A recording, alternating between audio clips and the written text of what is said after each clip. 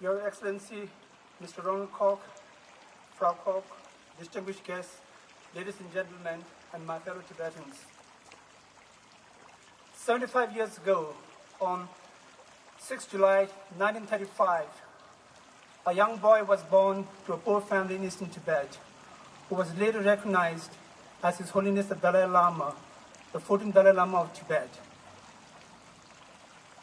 We Tibetans believe that His Holiness the Dalai Lama is a manifestation of Buddha of compassion, and to us, he is our living God, father, teacher, friend, and company through life. And to us, we look to him as a shining star to whom we always pray every day and every night for his long life and for the future of Tibet. At the age of 16 in 1950, he had to take the full control of Tibet's political leadership because China had invaded Tibet from the east.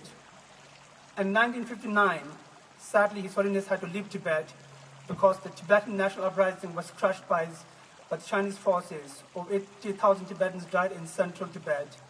As some of you might know, as a direct result of China's occupation of Tibet, 1.2 million Tibetans, that is 1/5 of the national population, died as a direct result of the occupation. Over the years in exile, His Holiness has visited various parts of the world. But there's one country that stands out the most, that's Germany. He has been to Germany 35 times.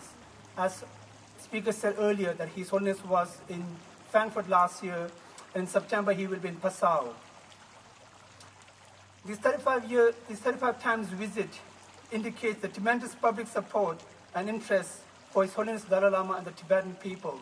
And we are grateful to German people's support for the Tibetan struggle and His Holiness. When journalists ask His Holiness why he visits Germany so often, he has said, "Ich liebe Deutschland." And His Holiness highly recommends German people's determination and has said that after the Second World War, Germany rose from the ashes to become a very strong economic power as well as a very stable democracy in Europe, which he looks to as a role model that the world should be following. As you all know, that in 1979, His Holiness was awarded Nobel Peace Prize. And this prize has given a lot of support for Tibet as well as hope for the Tibetan people. Wherever His Holiness travels, he talks about 3 commitments he has in life. And his first commitment is about human value, bringing out the goodness in each individual. This is not based on religion, it's based on every one of us. Since we are born, we have it to become a good human being. And this is what His Holiness wants to bring about in every one of us.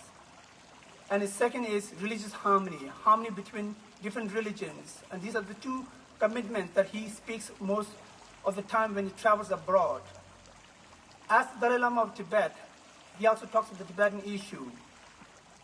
If you compare of the 3 commitments, he talks about the first 2 commitments over 80%. But a lot of us Tibetans hope that he would do about 80% of Tibet and less of the 2. But that shows a man who believes about in his Buddhist doctrines. In 2008, Tibet was in the international news. Why? Almost after 49 years of communist rule in Tibet, the new generation of Tibetans have sent a clear message to China that the Tibetans are not happy under communist rule in Tibet. During the brutal crackdown, over 200 Tibetans were killed and thousands arrested, disappeared, and injured. Then we saw the Olympic torch red across the world, the international support for His Holiness and the Tibetan people. And Tibetans in Tibet, as well as in exile, we were very moved and touched by the international community's support for Tibet's non-violent struggle. Recently, Human Rights Watch released a report called "I Saw It With My Own Eyes, Abuses by Security Forces in Tibet 2008-2010. This report clearly rebukes Chinese government what they have been saying, that the Tibetan protests have been violent. This report highlights interviews done with over 200 Tibetans, clearly showing that peaceful demonstrators were shot down, people after they were arrested and taken to prison, how they were abused, how people had disappeared. Unfortunately, this still continues even today. We Tibetans today are witnessing what we call the second cultural revolution in Tibet, where China has set up a policy, a systematic policy to destroy our culture, our language, our identity. We need your help to make sure that this is stopped, and this needs to be stopped at the earliest before it is too late.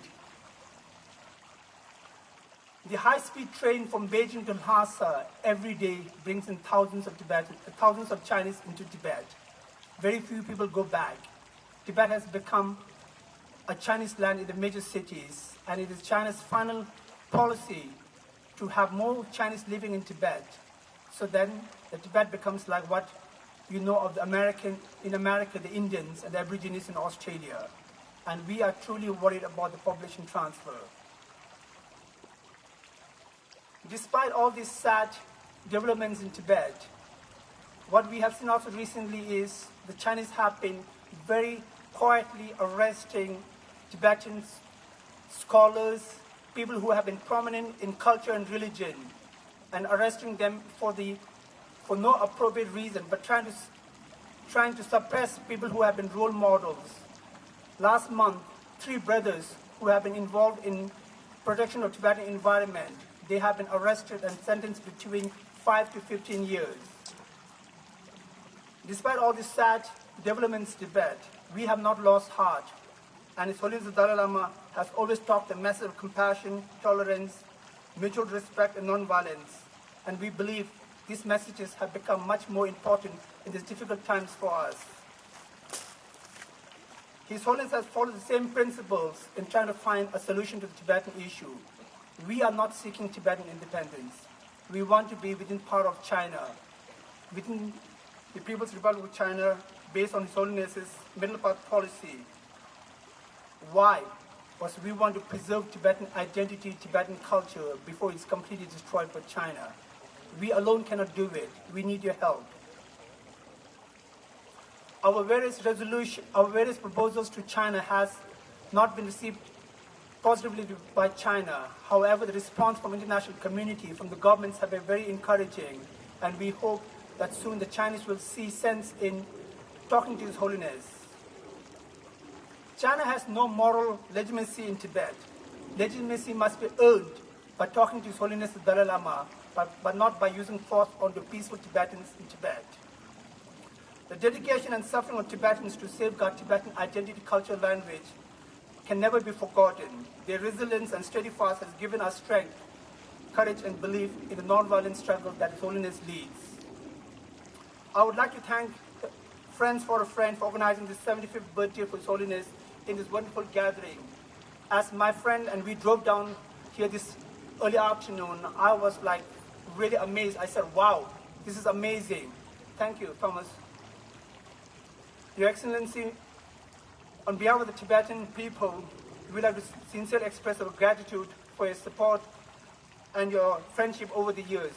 We sincerely wish you all the best for the future. Finally, when I was a small boy in Dharamsala, I used to see elderly Tibetans circumambulating His Holiness's temple. And then before they go home, they turn towards where His Holiness resides, and with the folded hands, they pray, "May Your Holiness live for 10,000 years." I do not know whether His Holiness can live for 10,000 years, but tonight, I would like to ask each one of you to pray that His Holiness have a very healthy and a very long life, and then one day He will be able to return to His home in Lhasa. Thank you very much.